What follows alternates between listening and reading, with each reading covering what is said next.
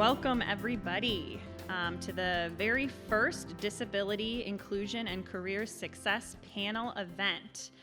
Before we get started, I just want to remind everybody to please put your cell phones on silent or vibrate so that we're not disrupted during this very informative event. Thank you for joining us today and for supporting something that is such a very important topic today. We hope you find this morning informative and empowering. We have some wonderful panelists here to share their stories and insight with you. You'll notice that when you sat down, there was a pile of things on your chair. One of those is a blank note card. At the end of the panel, there is going to be kind of a Q&A, and we're going to use those note cards for that purpose. So at any point throughout the event, if you think of a question, go ahead and write that down or have somebody help you write that down on a note card. We'll collect those, and then we'll use those to do the Q&A afterward. So right now, I would like to introduce Pierre, who is going to be facilitating a short activity that hopefully you've all been working on.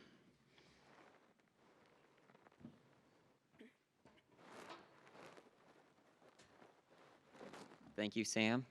So I am Pierre Michaels with Career Services here at College of DuPage. And as you were sitting down, and if you had some time, you should have been working on that activity, or you could have been working on that activity of matching the personalities to their disability. So right now, I would like to just take some time to go through those answers so we could all see how these successful people overcame their differences in ability to really, make a difference in what they do. So just starting with ADHD, and then I'll work down the list. The first answer, that's actually number 12, Justin Timberlake. With ALS, that was number 5. Number 5 of Stephen Hawkins. And then for autism, we had 2 people on the list.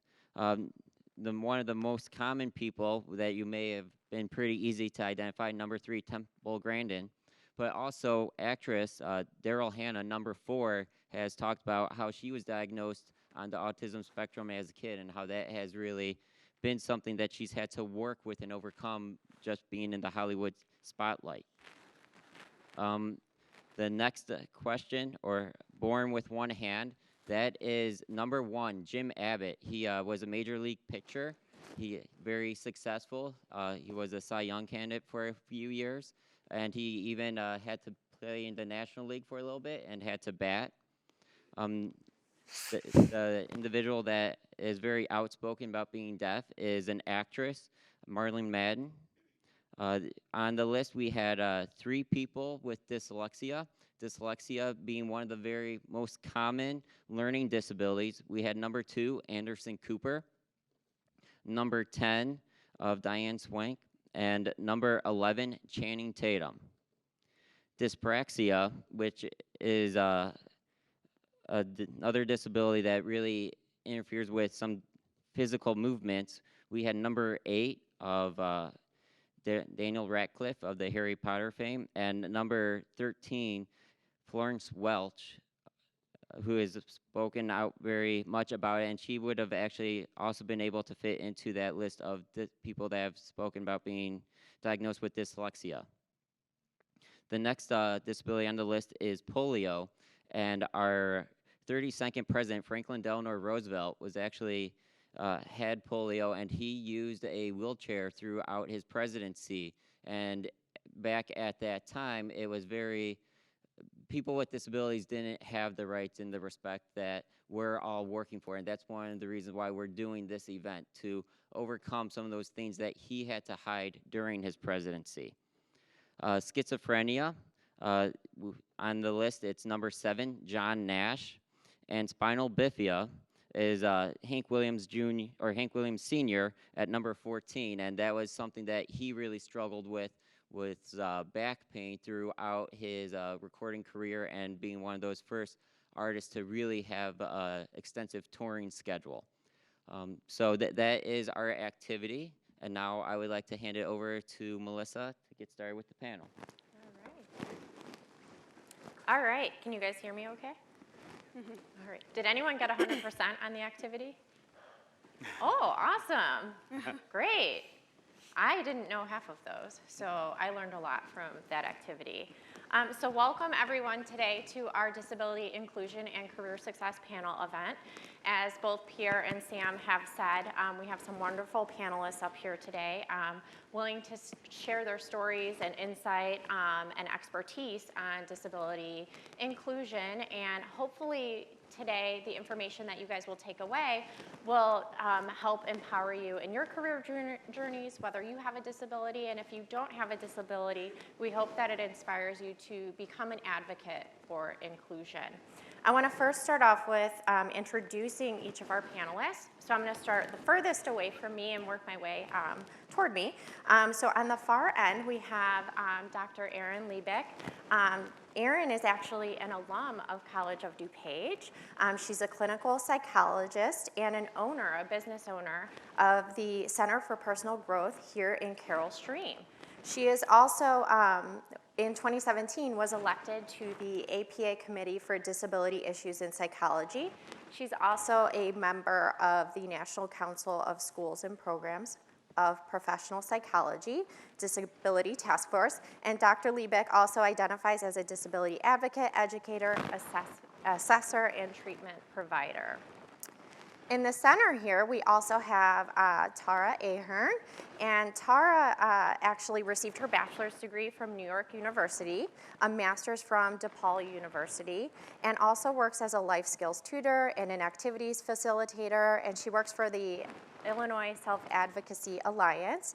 She is also a statewide community organizer, and she also pursues her passion for photography through her own business, Roots for Life Photography. So thanks, Erin and Tara, for being here today.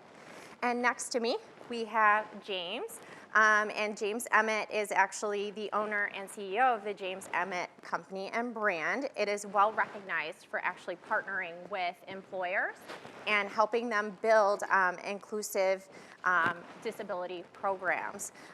James has worked with companies like PepsiCo, Walgreens, Best Buy, and Mercy Health, Office Depot, and among many others. So we are grateful to have his expertise here today. Before we get started, I just have a little housekeeping thing. You guys have those note cards, so please write questions down throughout. My lovely colleagues, Pierre and Christina in the back there in green and maroon, will be around to collect those, and then we'll have some time at the end to address some of those questions. All right. So our first question, I like to call a housekeeping question in a sense. You may notice terms today and in the disability field that are used quite often. The term self-ID or self-identify and disclosing are used very often. And so we'd like to have our panelists explain the difference between those two. What is self-ID and what is disclosure? And I know Erin had a really great definition and explanation for this, so I'd like to start with her. So, Erin, you will notice I have a cerebral palsy accent, so just like any other accent, you get used to it the more I talk. But if you need me to repeat myself, please raise your hand, and I'm happy to do so. Self-identification is a very personal thing.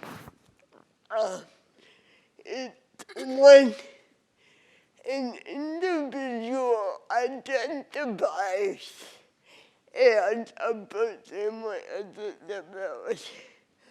It is part of their personal identity. Just like we might identify with a certain ethnicity or culture we identify as a person with different abilities. Disclosure is different because it's when you choose to reveal your disability to others, and unfortunately, other people don't always interpret your disability the same way you might. So, they're not interchangeable because disclosure is open to interpretation. Thank you, Erin. And Tara or James, do either of you want to add to that? Yeah, can everyone hear me? Okay. So just to introduce myself again, my name is Tara Ahern. I just got married, so I keep forgetting what my name is. Sorry about that.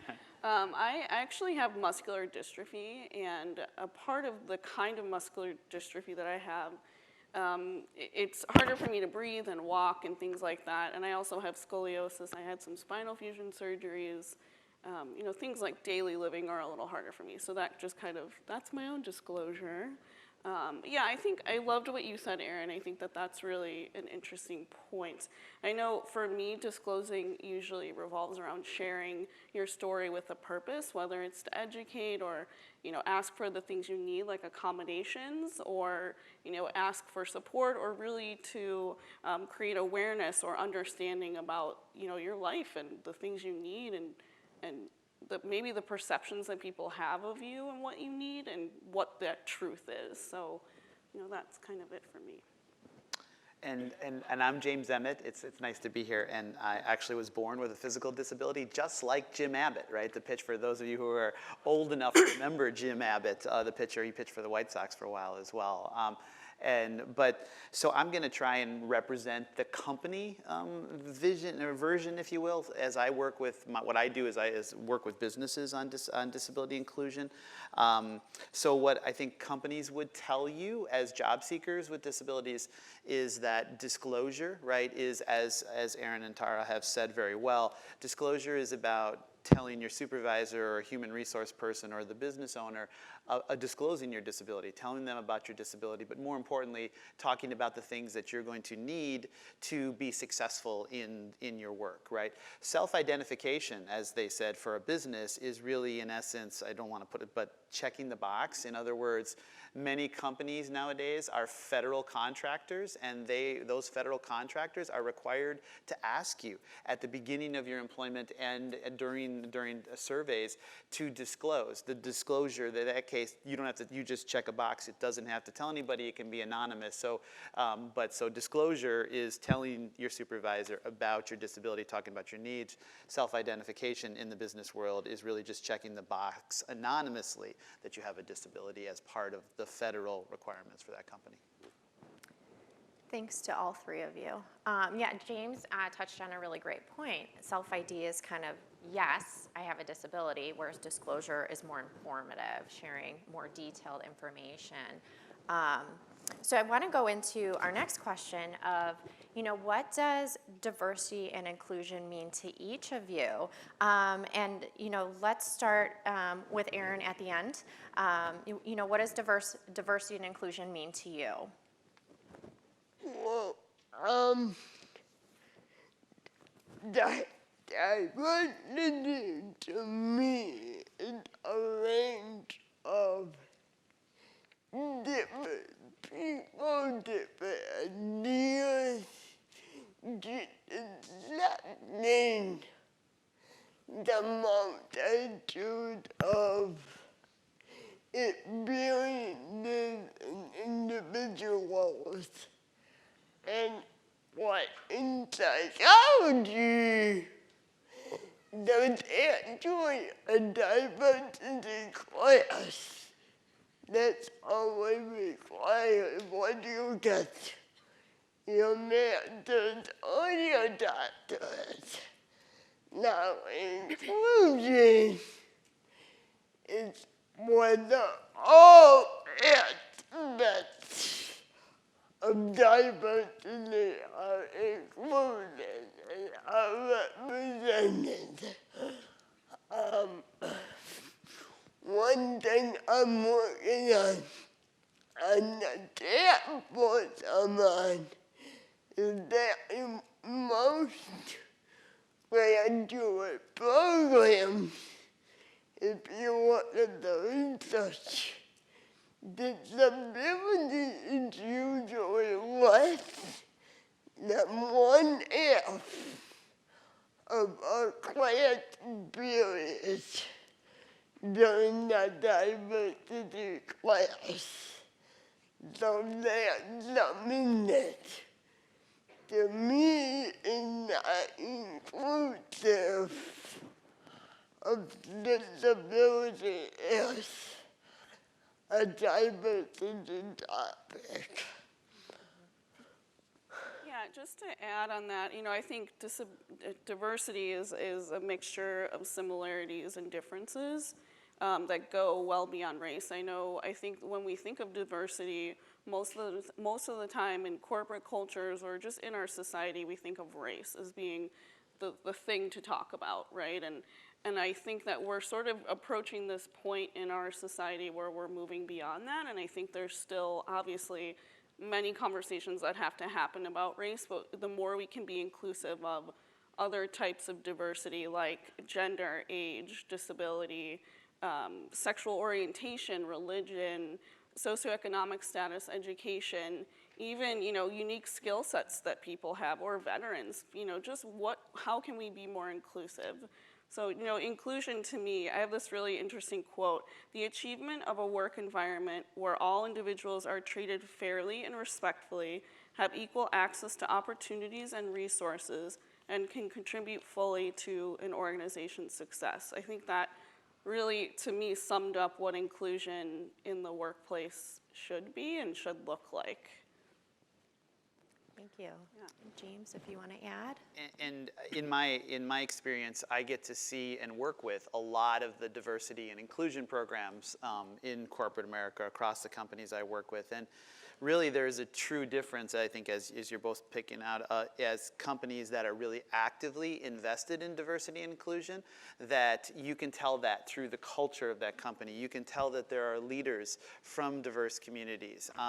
And I think more and more we're starting to see an overwhelming business case for diversity and inclusion that includes bringing folks from different perspectives, different thought, and I know we're going to get more into the disability specific of that, but for me, diversity and inclusion is when a company is truly investing in bringing in people with different perspectives and then including them in their culture. And again, I think you can see that from company to company depending on the leaders and their perspective, but that's kind of what it means to me. Okay. Yeah, the notion of bringing your whole self to work, and not just to the workplace, any environment that you go into.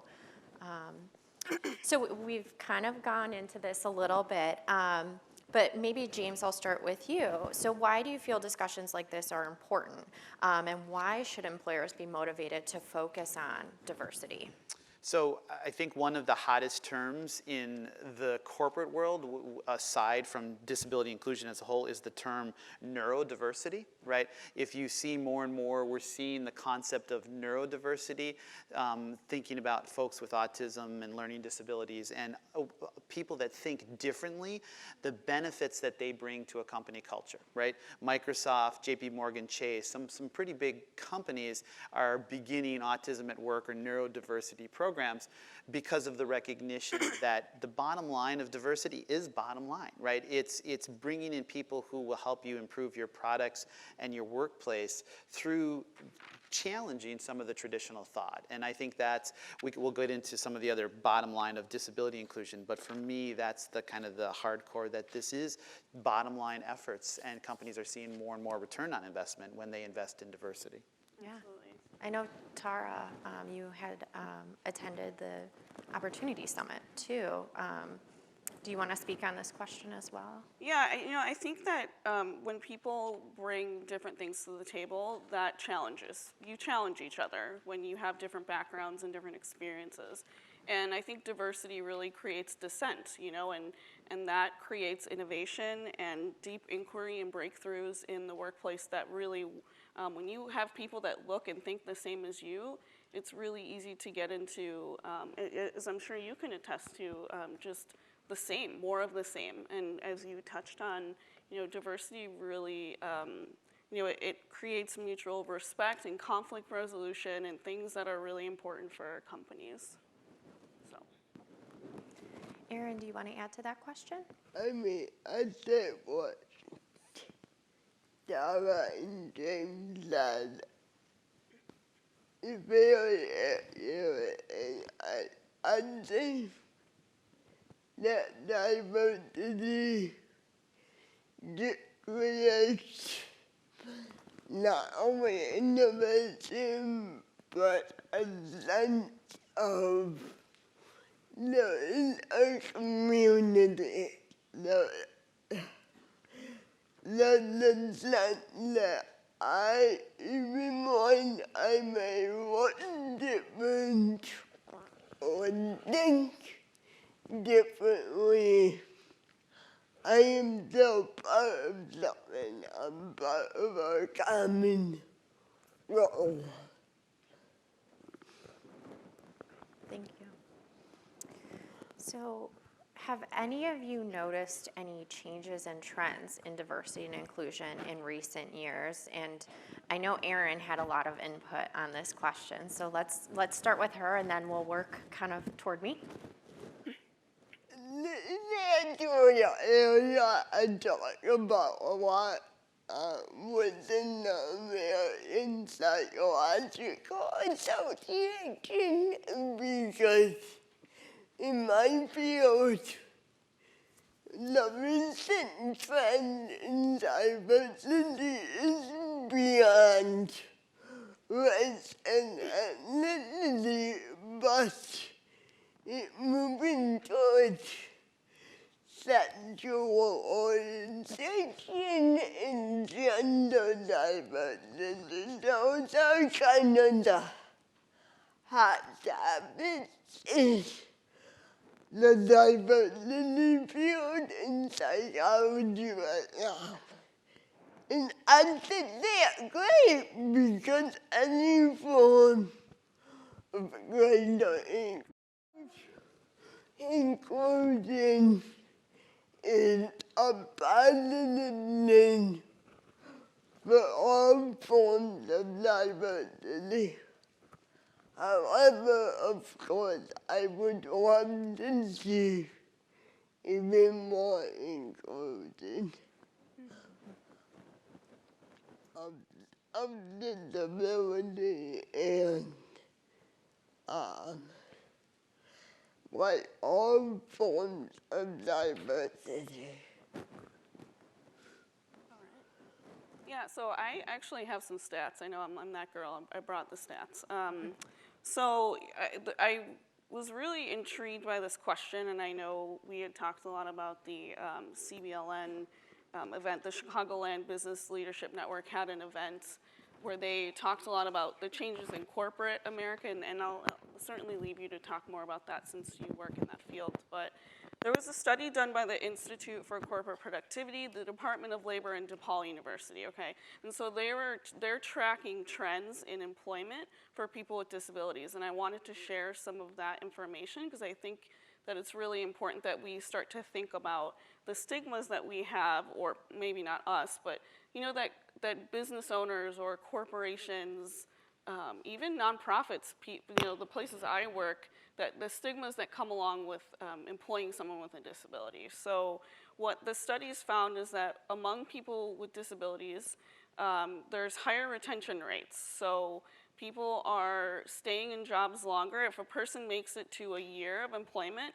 they're 85% more likely to continue with that job indefinitely.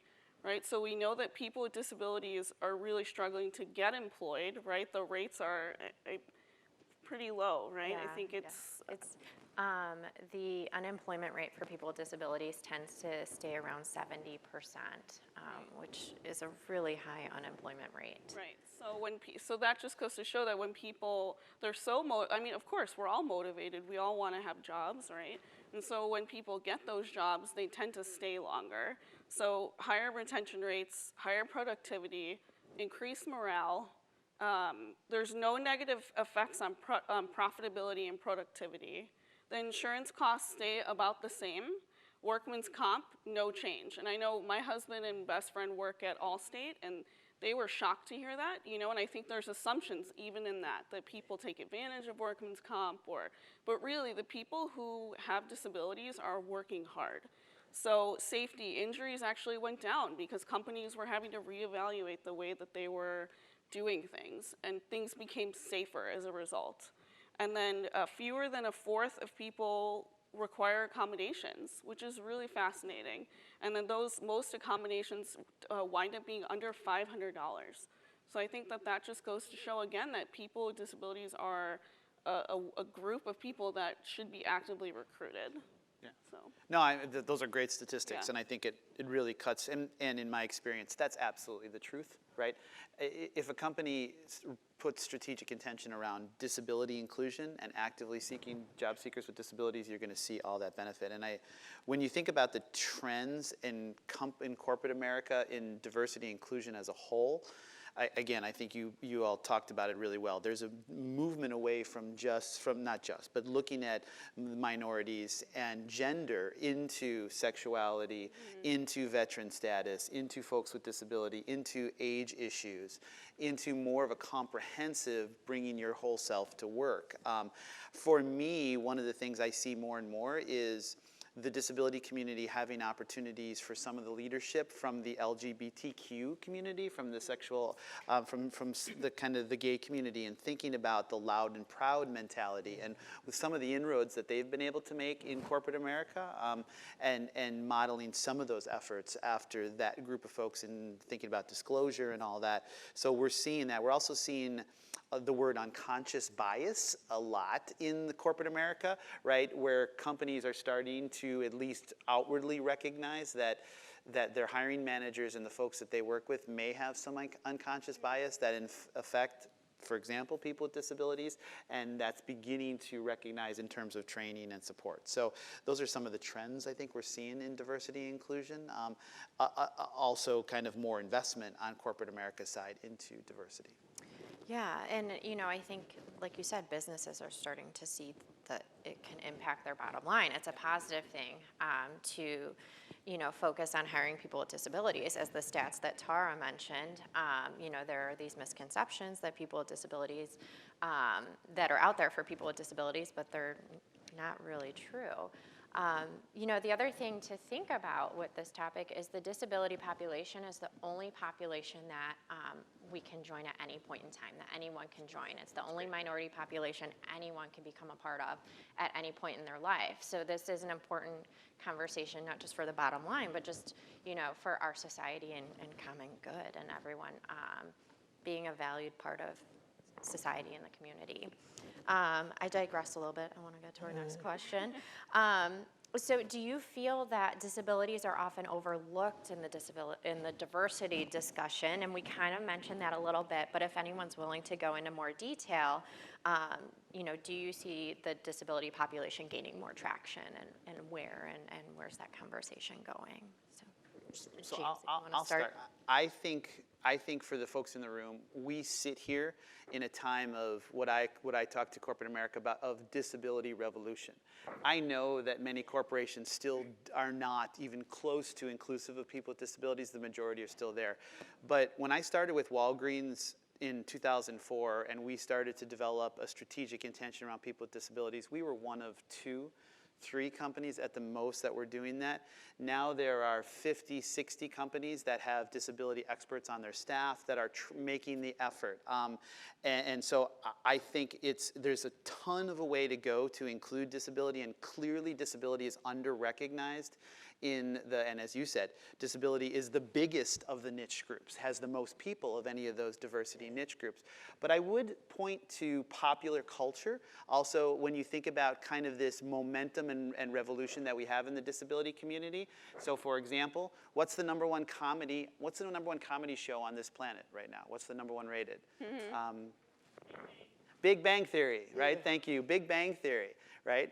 And go ahead.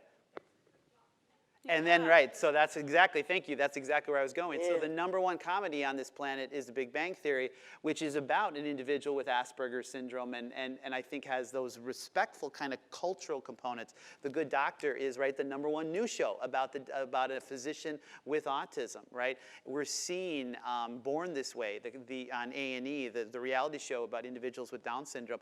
We're seeing people included, more and more people with disabilities included in ads, and we're seeing the autism work. So there's a momentum. Now again, I know this isn't a perfect world, and we're still, sometimes it struggles to translate to local levels for companies, and the unemployment rate is still incredibly unacceptable. But what I would say is, there's a shot here, and I think there's a window, and I think more and more we're creating a movement. Yeah, I think to echo that, you know, the CBLN summit that we both attended really showed me that, you know, I work in the nonprofit world and work with legislators and government, and it's discouraging at times, right? Because I feel like we're in the trenches, we're fighting for things that, you know, it seems like society's a lot farther behind.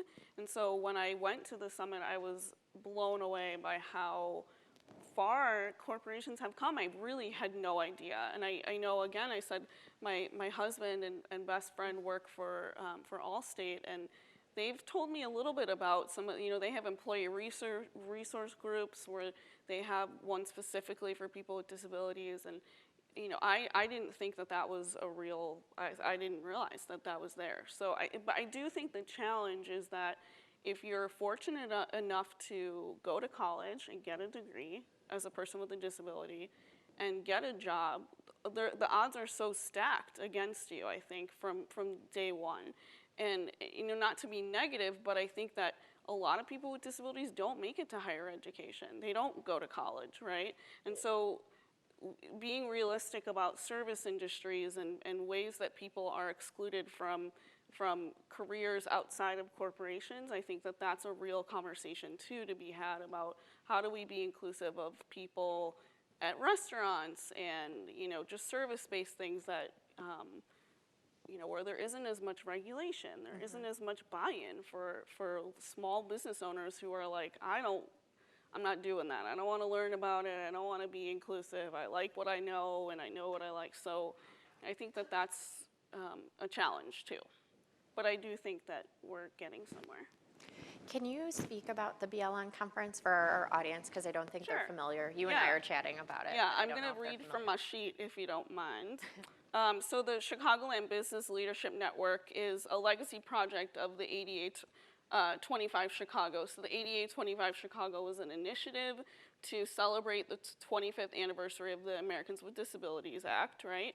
And so a lot of projects kind of came out of that, and one was the CBLN. And so basically it's a by business for business initiative that provides resources, tools, and solutions that drive employee hiring, engagement, and performance. So their work is basically they're championing the value of employing people with disabilities, right? That's their cornerstone of what they're doing. And they want to enable companies to understand and embrace the value of all people in the workforce, as well as in the supply chain and marketplace. So hopefully that answers the question. Thank you. Yeah, so basically, you know, that event was really eye-opening because we're seeing employers that are embracing this topic.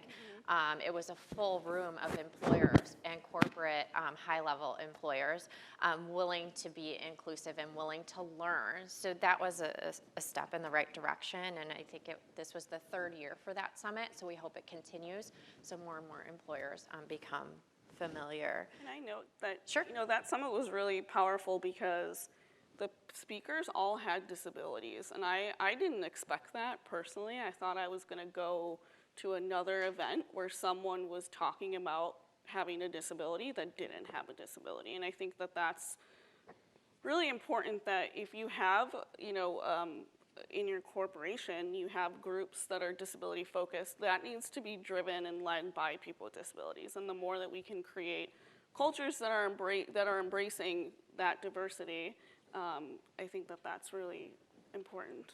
Can I just add to just to give a shout out to the students in here, and just for kind of the CBLN, the Chicago Business Leadership Network, is a chapter of the United States Business Leadership Network. So if you go to usbln.org,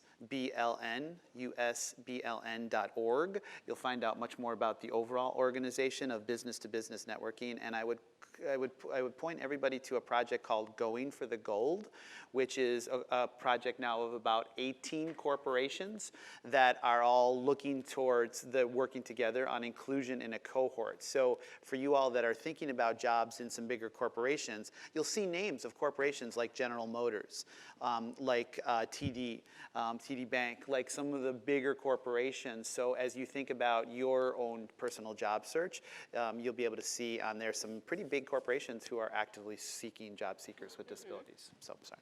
Yeah. Thank you. Great Good input. segue there. Yeah.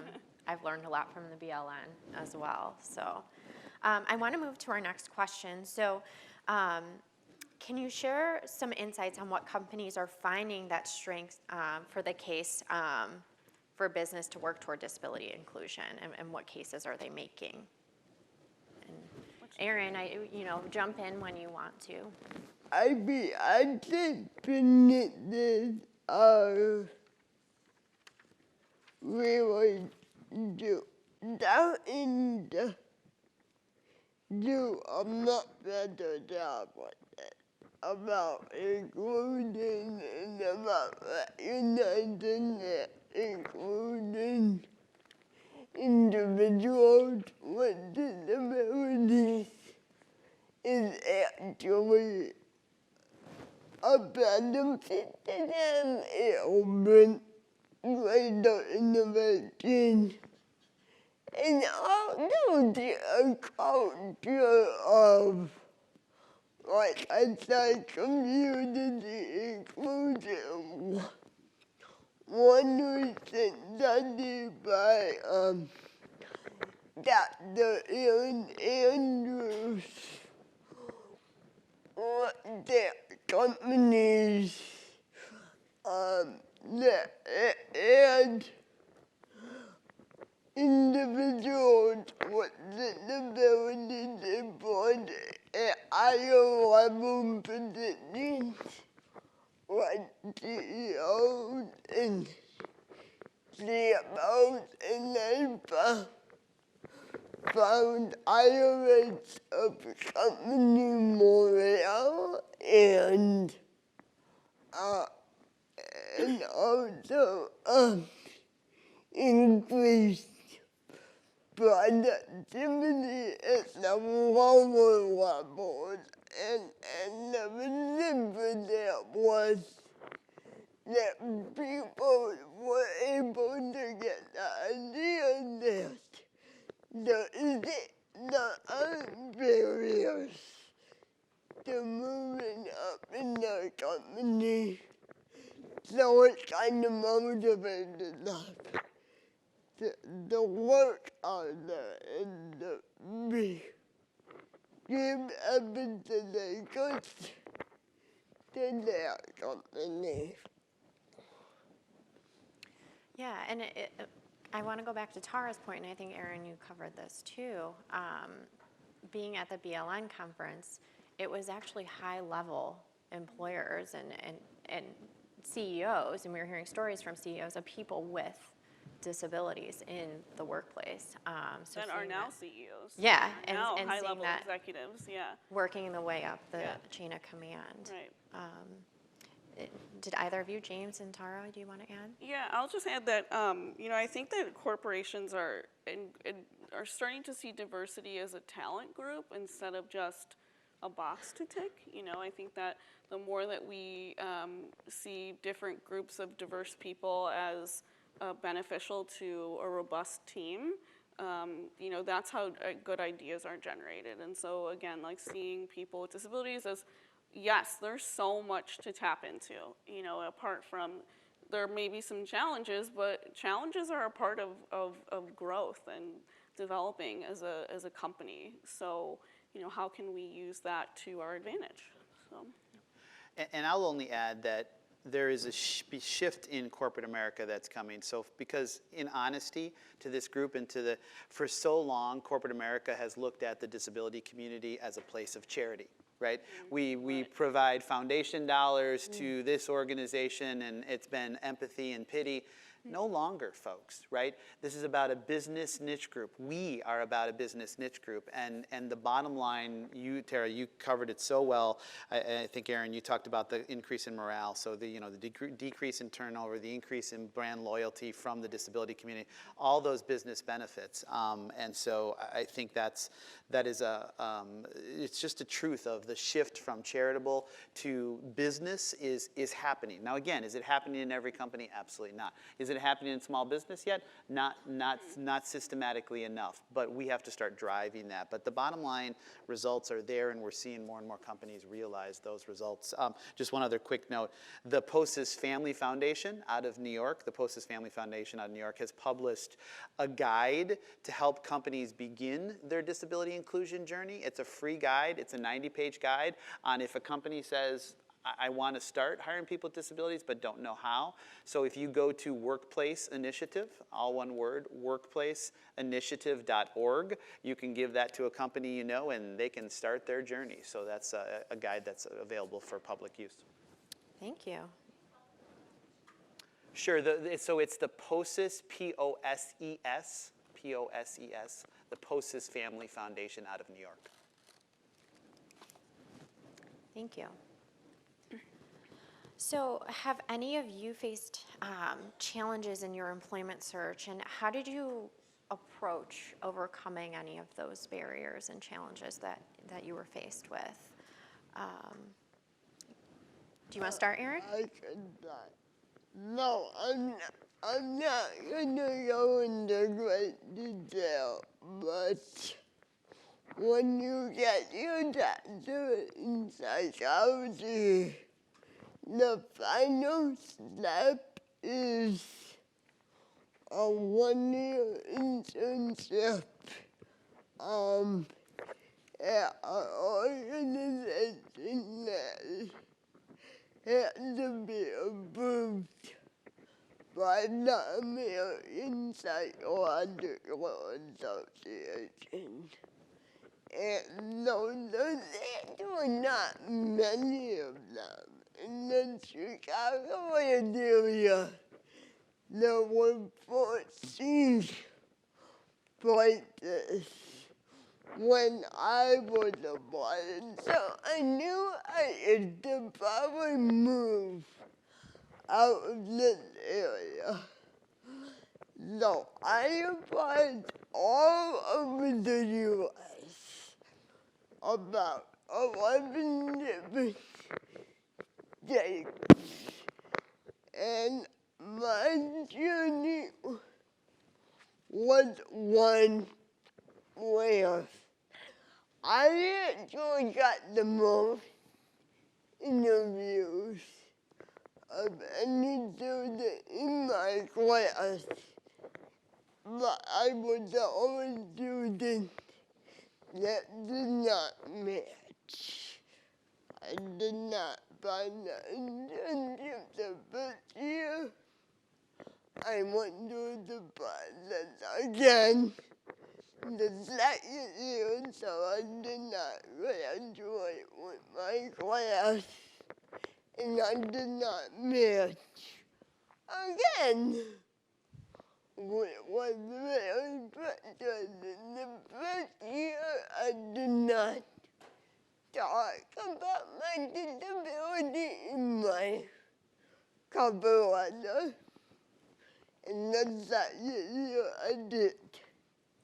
the first year I got way more interviews than I did the second year.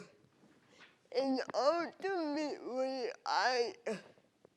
my mentor had to kind of step in for me and find a place that was willing to take me on. It was a organization that was some people who were multicultural. So I think that helped a lot because they were very inclusive of everyone. But, so that was a great challenge to me. And, I mean, I think it was more likely my speech that was the greatest impediment. Yeah, and you know, from your story, the fact that you got the most interviews in your class, and then that first year just couldn't get placed, but it was, you said, your mentor who Yes. helped you, and having someone guide you, and then finding a place that's more inclusive. You know, and going through that, I can only imagine was frustrating Yeah. initially, but then, you know, your mentor was able to be a great resource. The power of mentors can go a long way. I think having a mentor, he and much your disability, he was one of my professors. And I think that was very, that he kept me going because there were quite a few times I wanted to give up and just say, all right, I have a master's, I'm fine. But he kept me going. So. It's great to hear. And, you know, I hope for the students in the room too, you know, find that person that believes in you and gives you that hope even when you experience challenges, whether it's a faculty member or staff member here, especially in your college experience, you know, because as Erin mentioned, that can be that person that really keeps you going and can help you overcome those obstacles and someone to lean on. Tara or James, do you want to add to that and kind of talk about, you know, challenges you may have faced? Yeah, I think Erin brings up a really important point about the disability experience and how frickin' hard it is, right? Like, we have to try a lot harder for things that come pretty naturally and easy for other people. And, you know, your story and your perspective is really representative of what a lot of people go through, and that there's so many barriers to seemingly basic things that you could see why a lot of people just give up, right? And I think from my own experience of having a disability and really, you know, the internal challenges that everyone in the room probably has, whether you have a disability or not, of confidence, self-esteem, you know, what it means to be a woman in the world, and what it means to be a person of color, or how you identify sexually. You know, I think there's challenges that we all face, and we all have a cross to bear, right? And I think that it's really easy to get swallowed by negativity and self-doubt and depression and anxiety. I know I've struggled with those things in my own disability journey, and I think it's important to acknowledge that our experiences make us unique, and it's important to just keep moving. I know there's times where I felt like I wanted to give up too, and there wasn't a point of even like living. You know, I think that that's really important, that it's really hard, and what each of us are going through is hard, and it's really easy to just give up. And it's unfair that we have to be such advocates, right? That we live in a time where as much as things have improved, like, we're still not there yet. So, you know, just acknowledging that you know, each one of you are doing your best, and that's all you can do, and to really focus on being an advocate for not only yourself, but people like you. Because, you know, I think disability is, like you said, it's a group you can join at any time, but it's not necessarily a group that you're, like, proud to be a part of, right? Like, I don't walk around on the street and be like, I have a disability, yeah, this is so freaking cool. You know, I think that that's not really the experience, as in some other minority group movements that have been really empowered. I think that the disability community really still struggles with finding a voice and pride, I guess. You know, I think there are a lot of people that do, myself personally, it's hard, right?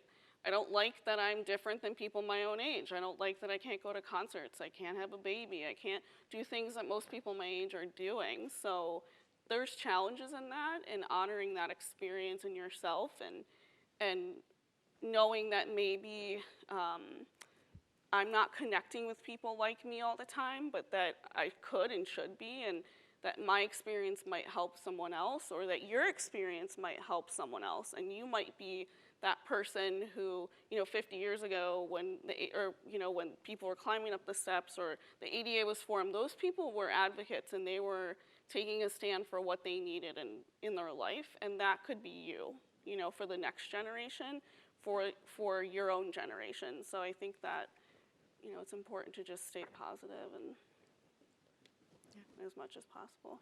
That was a long tangent, I'm sorry. No, but it was full of great information.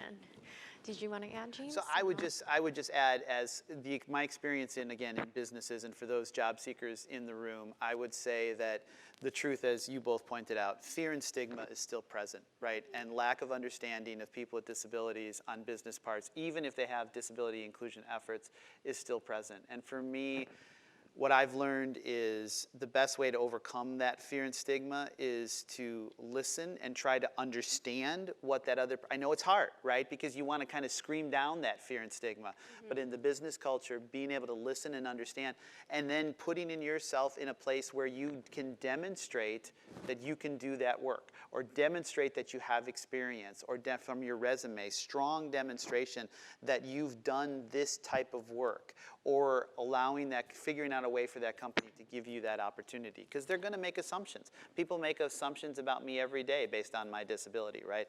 And the way I've found to overcome that is to listen and to try to put myself in a place where I can demonstrate my abilities.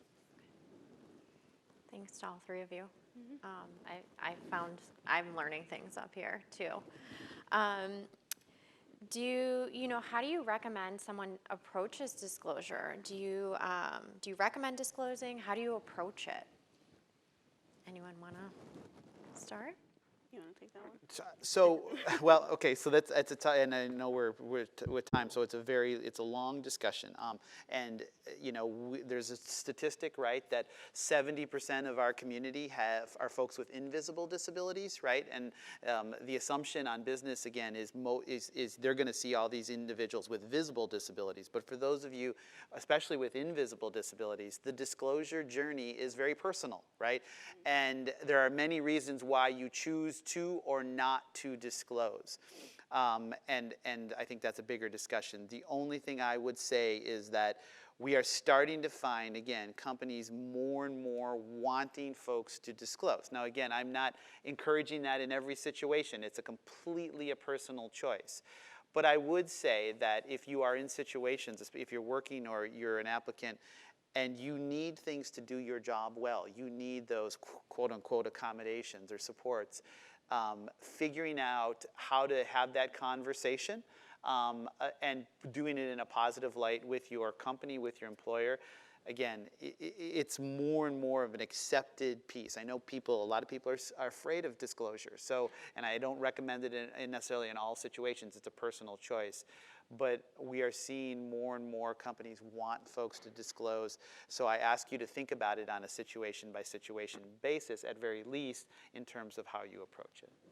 Yeah, I think just to add, I think you're right that when you bring your whole self to work, you're bringing value. And when you can just be yourself, that's ideal. If you're hiding who you are and you're worried and anxious, like when I was little, I used to wear a back brace to school. I used to hide it, and I had so much anxiety. I had stomach aches. I'd be sick every day because I didn't want kids to know that I was different, right? And I was sick every day because of it. Instead of just being like, I wear a damn back brace, it's not that big of a deal, right? So if you can be yourself in your workplace, that's the goal. And like you've touched on, I think corporations, the culture is becoming more proactive instead of reactive. And so the more we can have those conversations up front, we're educating each other, we're learning, we're growing, it's all good. So. Erin, do you recommend disclosing, or how do you approach I mean, the disclosure? only thing I would add, and I said it a lot to people, is write your own narrative. And what I mean by that is I do not recommend putting it up front in our cover letter or a resume because then you're not allowed to write your own narrative. You're not allowed to explain what needs to be understood about your particular challenges, your particular disability, and your particular abilities. So let my primary advice is make it a personal discussion with your employer, because then you can address the stigma, the concern, the question.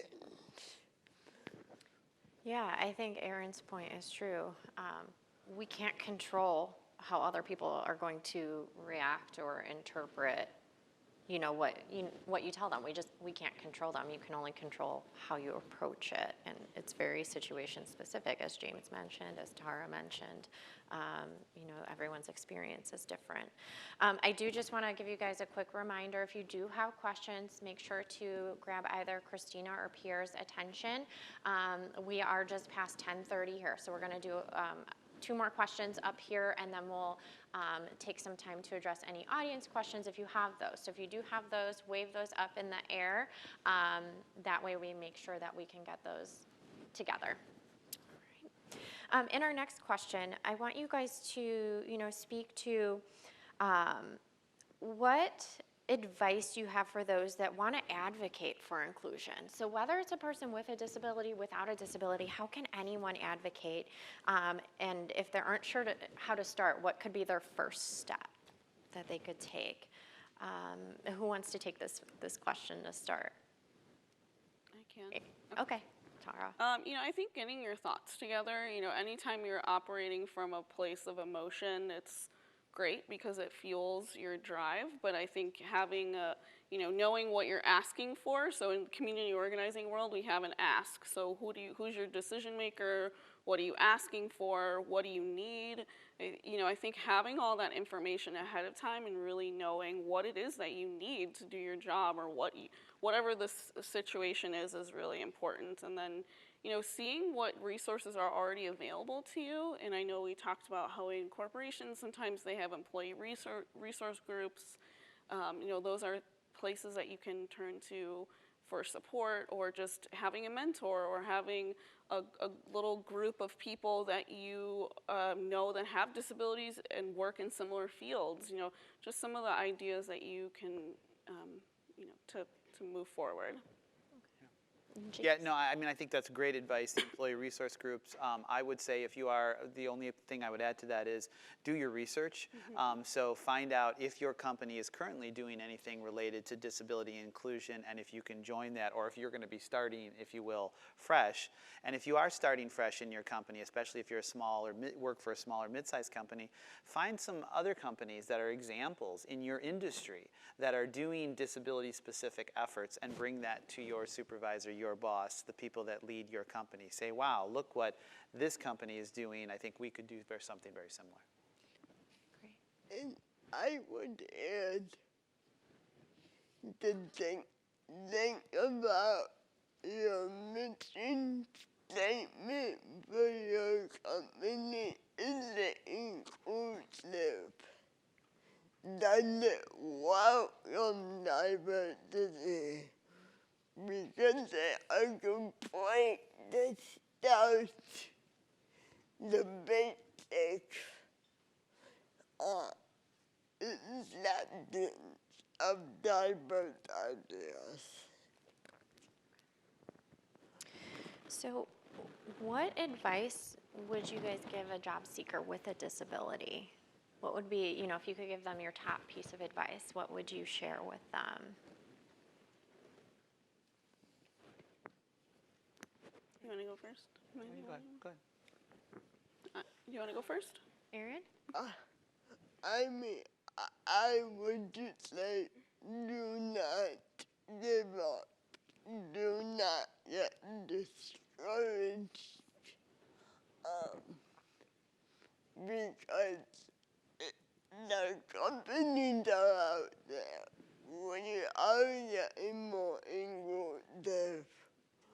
We are getting better at hiring people with disabilities. So whether you have a visible or invisible disability, do not feel like you need to get it right the first time. The right fit in the right company is out there. You just need to find that point that feels like it is going to be inclusive of you.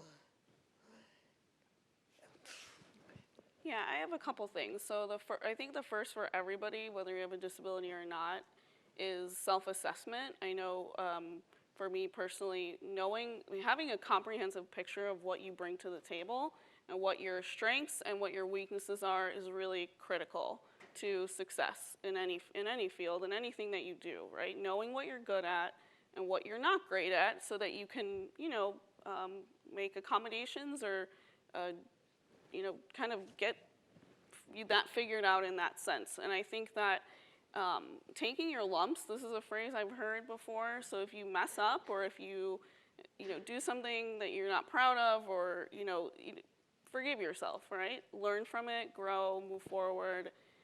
Don't burn bridges. I know that, I've learned that, you just never know who you're gonna encounter, and if you burn a bridge, you can't build it again. So, I mean, not all the time, sometimes you can, but I think that that's really important. And then I know I touched on this before, but it's really important that we all stay active in the disability community. I think knowing what, your specific disability, what's going on in that world, and then how does that contribute to the larger disability community, and what can you do to stay active?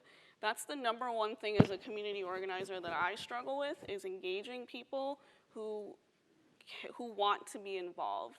Because we're all living in our own worlds, right? We live in our own bubble and we go about our life, and it's easy to just forget that there's a lot of people in the world who need more support than we do, right? People in other countries, people in this country that don't have as many opportunities, who haven't gotten to college, who don't have families that are supportive. So I think it's really important that we be advocates for ourselves and other people, and educating ourselves about policy issues, like the healthcare stuff that's coming up, things that are really on the table that are really threatening the lives of people with disabilities in our state and across the country.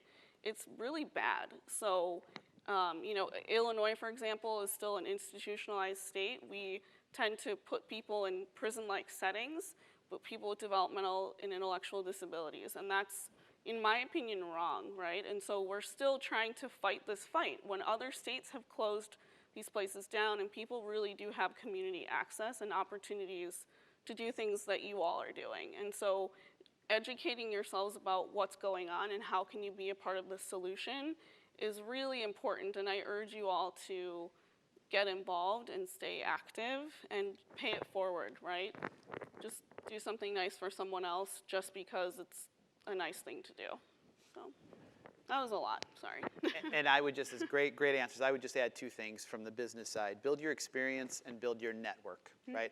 So companies will look at your experience as hard or maybe now harder than educational requirements, right? So if you don't have a lot of work experience, go volunteer at a hospital, go do something in the community, find an internship experience, find some experience that'll beef up your experience you can do. So that's number one. And ultimately, most of the people I know, disability or not, start their careers and get jobs because of who they know, not what they know, right? So build your network. Build the network on social media, build your network in person of who you know, because ultimately that could result in your career and getting the job that you want.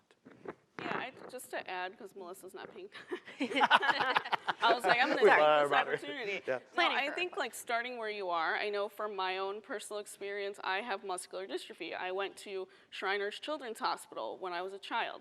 That was my first job. When kids I knew were working at the mall, great. Love it, babysitting. I was working at a hospital when I was 15, 16, 20, 21. But that was the first job I ever had, and I'm doing the same work that I was doing when I was 16. It set me on a path. And so starting where you are, if there's an autism association or you know, a network that you can tap into to volunteer or get a job there, those people are statistically more likely to be inclusive and supportive and knowing what your disability is. So, you know, even at your school or just, you know, again, start where you are. And I just want to add one more. What's your language? What's the way you talk about your strengths and your limitations? Because right at the very beginning, I did not say I have a speech impediment. I said I had a speech accent. That really makes a difference, because if you show your pride in your abilities, companies are more likely to hire you. I like that. You know, so Erin said she doesn't say she has a speech impediment. She says she has an accent and sells that to an employer, right? Because, you know, you might interact with people from a diverse population with a multitude of accents. So that is of a value to employer. So I love that example. I love James speaking to internships, so shameless plug for career services. You know, being a career specialist, I'm a little biased toward that, but experience can be huge and powerful, disability or not. You know, and we're a resource that can help connect you guys with those opportunities. And also, you know, we do a disclosure workshop. We talk about a lot of the similar information, but you can even come to career services and work with one of us to figure out your story and how to disclose and how to interview and all of those things. So shameless career services plug. We're above Starbucks. So we are running a little bit over on time here in terms of our structured questions. So I do want to go into some audience questions. We have a few here, and we may not be able to get to all of them. So we're just going to go with the time that we have. But a question we have here is, how can I network in a way that's easier for me, but also won't scare off prospective collaborators or job offers? When it's easier for people to work with someone normal compared to someone with a social trouble or a diagnosed memory problem. So, advice for networking or helping the person they're interacting with overcome that fear. So I know I haven't really talked about this, but I have a photography business, and it's been really interesting to be in a totally different world that's not at all about disability. And something that I see a lot of entrepreneurs do is called Collabor-dates. It's kind of funny, but so basically you just, again, whatever works best for you. So we're all busy, right? And if you're networking and you can't get to an actual networking event, how can you make connections with people that are long-lasting? Collabor-dates. So you can do a Skype date, you can do like FaceTime, you can actually meet up with someone, but really forming connections is really important, right? So whatever way works best for you, propose that, and maybe it'll stick.